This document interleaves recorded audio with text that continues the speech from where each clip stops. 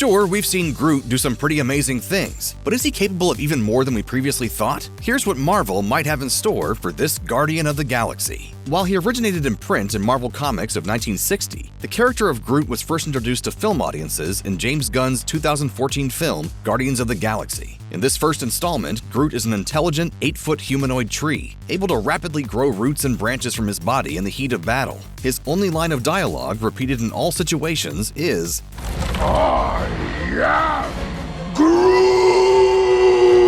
This is a phrase that those close to him can easily decipher, very much the way human characters respond to R2-D2's beeping in the Star Wars movies. Hello there. The apparently elderly Groot serves as the titular team's muscle character, while his best friend Rocket Raccoon serves as the brains. During the climax of the first movie, Groot and several other members of the team find themselves on a plummeting ship, the Dark Aster. Groot, having grown close to his team members over the course of the film, surprises them by forming his barky body into a protective shield and saying, "We are Groot."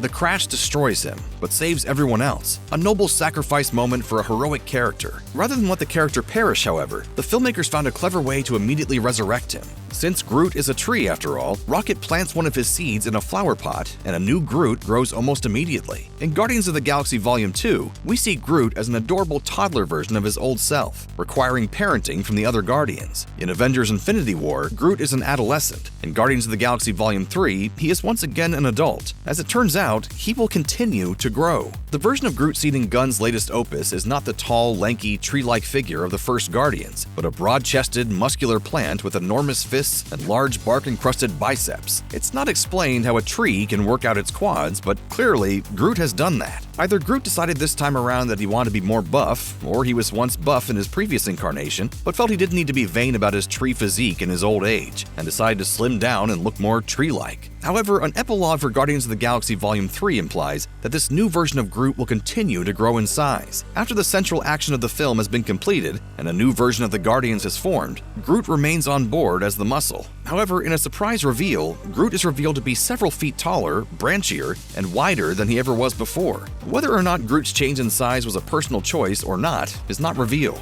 Regardless, the new outsized Groot implies that the character has a lot more growing to do. In 2016, Marvel writer Edgardo Miranda Rodriguez declared that Groot is actually a humanoid version of a ceiba tree, a species of plant native to South America. Ceiba trees, once considered sacred in multiple pre-Columbian Mesoamerican cultures, can grow up to 230 feet in height. If Groot intends to match his distant cousins, then he'll be Godzilla-sized before we know it. Some sharper-eyed, deep-cut Marvel fans might also place the outsized Groot next to a character precedent laid down in a piece of expanded Marvel lore. In the 2014 video game Marvel Contest of Champions, players select their favorite heroes and force them to face off in a head-to-head Street Fighter-style brawler. Groot is a selectable player, but is doctored up to be more powerful. Tall and Hulk muscular, Groot is credited as King Groot, a character that had not appeared in any extant Marvel comics. King Groot has since made his way into various toy lines, but still hasn't been granted a story on the page. However, with Gunn's new film, it's possible that King Groot will continue in the Marvel Cinematic Universe as an increasingly powerful member of the Guardians. It seems that if one has an angry tree on their side, and one that can fire guns and grow branches at a moment's notice, it would be quite an asset on the battlefield. This is, of course, assuming that the Guardians of the Galaxy movies will continue.